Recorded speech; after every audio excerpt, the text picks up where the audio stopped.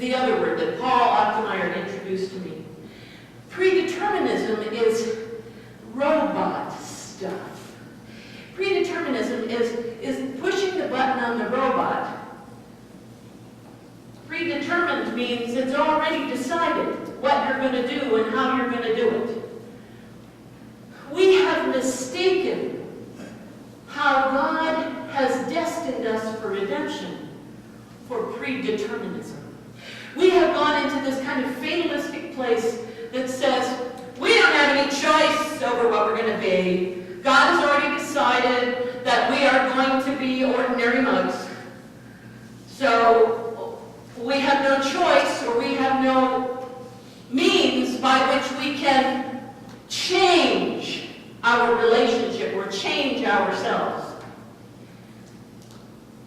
Usefulness is the key word that I talk to with the children. The vessel and its usefulness is the key in God's redemption story. Paul points out that in the story of the redemption of Israel, in the Exodus, Moses went to the Pharaoh and said, "Let my people go." And what did Pharaoh say? Don't be asleep, wake up. What did Pharaoh say? No. No. No again. It wasn't until the Israelites, hundreds of years probably after, looked back on the events of the Exodus and determined that God had redeemed Israel and used Pharaoh as a pawn in the deed.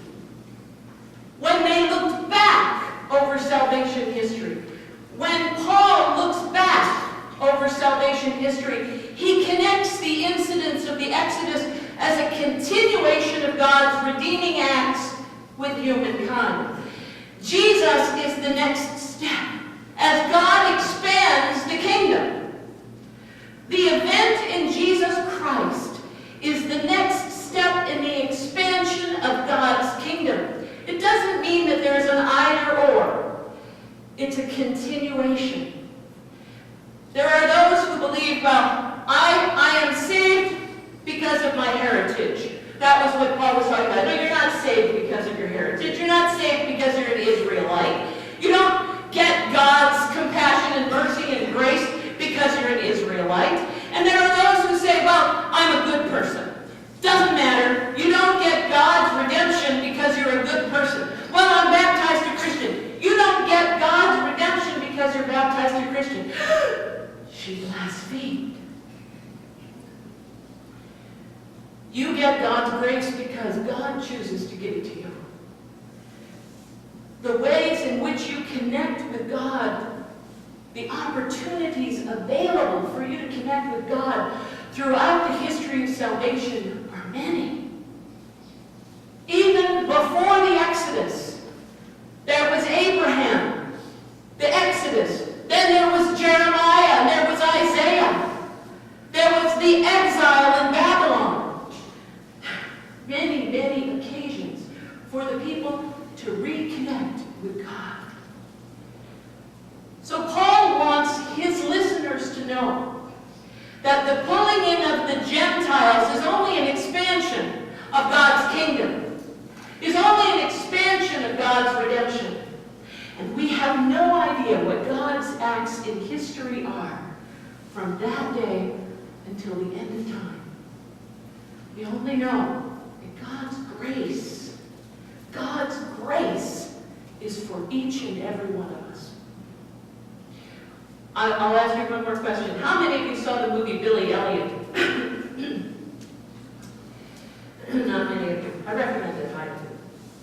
Billy Elliot is the story of a young boy in northern England who is the child of a widowed father who is a miner in northern England. And his brother is also a miner in northern England, a coal miner. And they're on strike. And things are tough. They have to break up the piano in order to have wood to burn in the fireplace for Christmas. They are poor and they are barely getting by. Billy Elliot's father is a man's man. And Billy Elliot's father wants him to play soccer and wants him to learn to box. But Billy Elliot discovers that there's something he prefers to boxing. He discovers that he likes, as they say in Northern England, the ballet. Billy likes ballet. And he's a dancer, and he wants to dance. But if he dances, he will be looked at by his father and his brother and all of his father's friends as something other than a man, as something other than someone who is going to be a macho man. They're going to call him a puff. Or poof, as it's pronounced in Northern England. But he insists to his father that this is what he wants to do. And he dances like crazy. He is a dancer from the word go. He can tap dance and leap and jump. And he is a wonderful dancer. And on Christmas night, his father finds him in the gymnasium, dancing up a storm. And suddenly Billy stops before his father, and the two of them have this look on their faces. And Billy just decides, you know what? I'm going to go for it. And he dances all over the gymnasium in front of his father and just goes for broke. And as his father marches away, he doesn't know what his father's reaction has really been. We learn that his father's reaction has been, I am going to make it possible for my son to dance. The wonder of this story is that Billy Elliot has an audition for the Royal Ballet, and he is accepted into that school. I don't want to spoil the story for you because I think you should go out and take a movie. But there are those of us who believe that we need to be a certain way in this society. If you look like this, if you think like this, if you were brought up in this way, you have to be this way. If you're brought up in Northern England in a coal mining town, you have to be a miner and a football player and a boxer. You can't be a dancer. God gave this boy a gift. And the gift called him to be a dancer.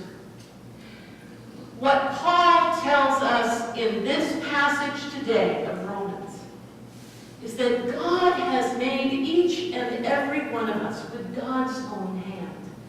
And God has bestowed upon us mercy and grace to become wondrous vessels of God's Spirit. We are all those who share the wondrous message of God's love out there in the world with everyone we meet, confidently, knowing that God does not exclude anyone. And God does not judge you on your behavior, on your good manners, on your good looks. God has already created you and destined you for redemption.